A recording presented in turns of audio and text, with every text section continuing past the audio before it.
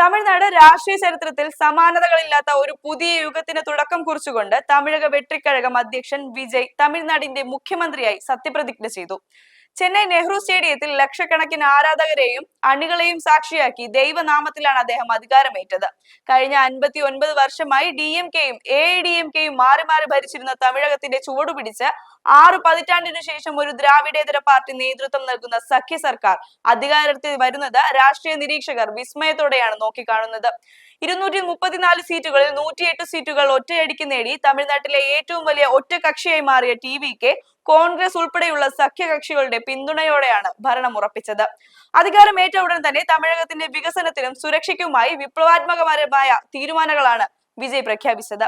ഓരോ മാസവും 200 യൂണിറ്റ് സൗജന്യ വൈദ്യുതി, സംസ്ഥാനത്ത് സ്ത്രീ സുരക്ഷ ഉറപ്പാക്കാനുള്ള കർശന നടപടികൾ, ലഹരി നിർമ്മാർജ്ജനത്തിനായി പ്രത്യേക സ്ക്വാഡ് രൂപീകരണം എന്നിവ ഉൾപ്പെടുന്ന നിർണായക ഉത്തരവുകൾ അദ്ദേഹം ഒപ്പുവെച്ചു. തന്റെ ആദ്യ പ്രസംഗത്തിൽ തന്നെ മുൻ സർക്കാരുകളുടെ അഴിമതികളെയും വീഴ്ചകളെയും രൂക്ഷമായി വിമർശിച്ച വിജയ് ജനങ്ങളുടെ നികുതി പണത്തിന്റെ ഒരു അംശം പോലും ദുരുപയോഗം ചെയ്യില്ലെന്ന് ഉറപ്പു നൽകി.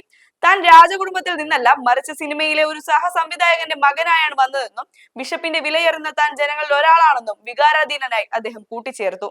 സിനിമയിലെ ആക്ഷൻ രംഗങ്ങളെ അനുസ്മരിപ്പിക്കുന്ന വിധം ഗംഭീരമായ പ്രസംഗമാണ് വിജയ് നടത്തിയത്. തമിഴക രാഷ്ട്രീയത്തിലെ ഈ മാറ്റം കേവലം ഒരു വ്യക്തിയുടെ വിജയമല്ലെന്നും മറിച്ച് അഴിമതിക്കും കുടുംബവാഴ്ചയ്ക്കുമെതിരായ ജനങ്ങളുടെ പോരാട്ടത്തിന്റെ ഫലമാണെന്നും അദ്ദേഹം പ്രഖ്യാപിച്ചു. സംസ്ഥാനത്തുടനീളം ആവേശം വിതറിക്കൊണ്ട് നടന്ന സത്യപ്രതിജ്ഞാ ചടങ്ങിൽ ദേശീയ നേതാക്കളും സിനിമാ രംഗത്തെ പ്രമുഖരും പങ്കെടുത്തു. ഒരു സാധാരണക്കാരനായി ജനങ്ങൾക്കിടയിൽ ജീവിക്കുമെന്നും ഏതു പ്രതിസന്ധി വന്നാലും തമിഴ്നാടിന്റെ വികസനത്തിനായി മുന്നിലുണ്ടാകുമെന്നും വാഗ്ദാനം ചെയ്തുകൊണ്ടാണ് പുതിയ മുഖ്യമന്ത്രി തന്റെ രാഷ്ട്രീയ പ്രയാണം ആരംഭിച്ചിരിക്കുന്നത്.